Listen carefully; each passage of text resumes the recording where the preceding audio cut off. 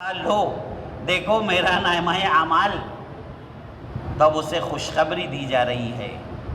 یہ جنت کے باغات تمہارے انتظار میں ہے، جاؤ داخل ہو جاؤ۔ یقیناً تم نے دنیا میں رہتے ہوئے بہت سے خوشگوار اعمال کیے اور وہاں کی ہر نعمتیں اس کی دسترس میں ہیں، کھاؤ پیو مست رہو،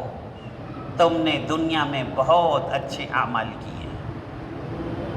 اور جنہوں نے وَلْتَنْظُرْ نَفْسٌ مَا قَدَّمَتْ لِغَدٍ پر دھیان نہیں دیا، اس کا حق ادا نہیں کیا، اللہ سے بیجا امیدیں رکھی، تو انہی کے بارے میں یہ تو آیا وَأَمَّا مَنْ أُوتِيَ كِتَابَهُ بِشِمَالِهِ،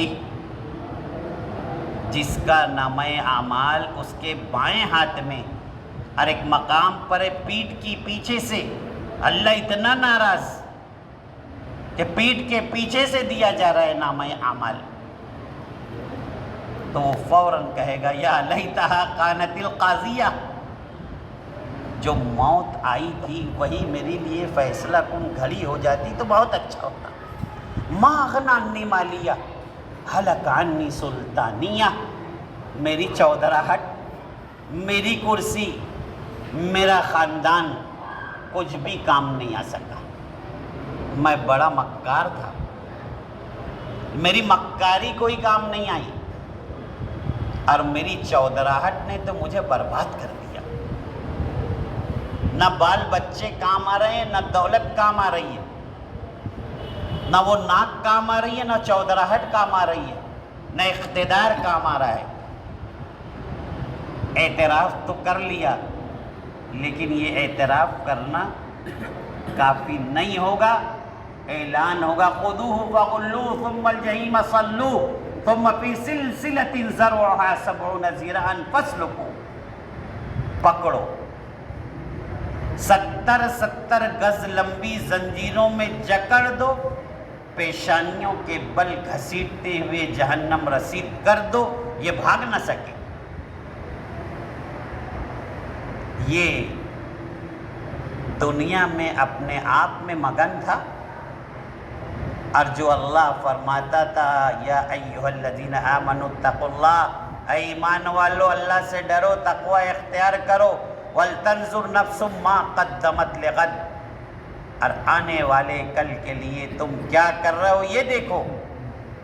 وَاتَّقُوا اللَّهَ، اللہ سے ڈرو، إِنَّ اللَّهَ خَبِيرٌ بِمَا تَعْمَلُونَ، بے شک اللہ ہے جو کچھ تم کرتے ہو اس سے باخبر ہے۔ امت کو اس کا سبق تذکیراً ہر وقت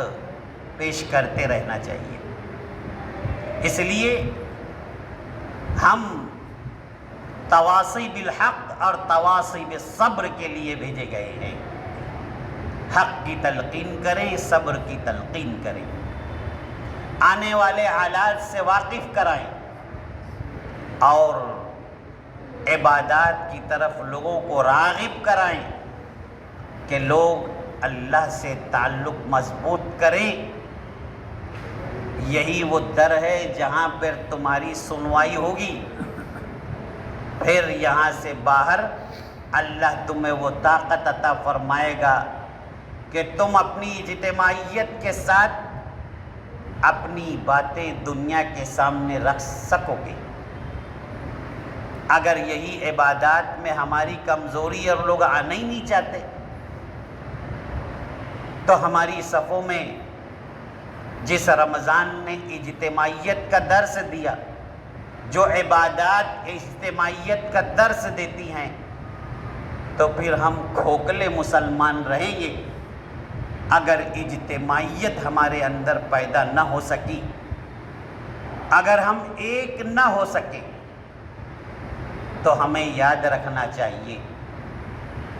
متحد ہوں گے تو امت پکارے جائیں گے، اور منتشر ہوں گے تو ٹکڑوں میں مارے جائیں گے، قسطوں میں مارے جائیں گے۔ محترم حاضرین کرام، حالات بڑی تیزی سے بدلتے جا رہے ہیں،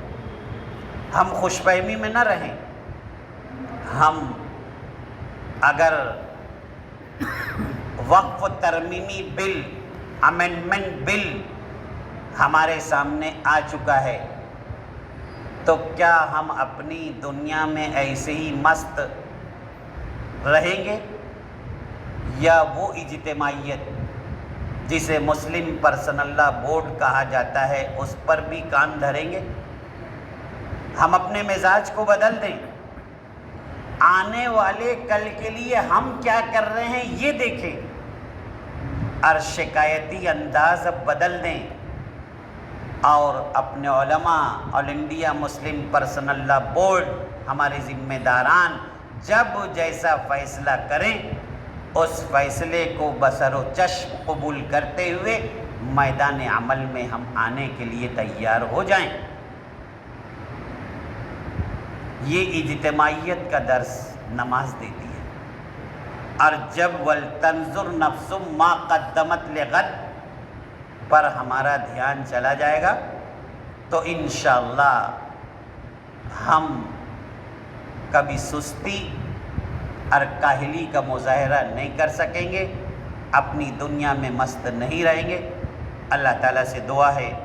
اللہ تعالیٰ ہمیں قرآن کو پڑھنے، سمجھنے، اس پر غور کرنے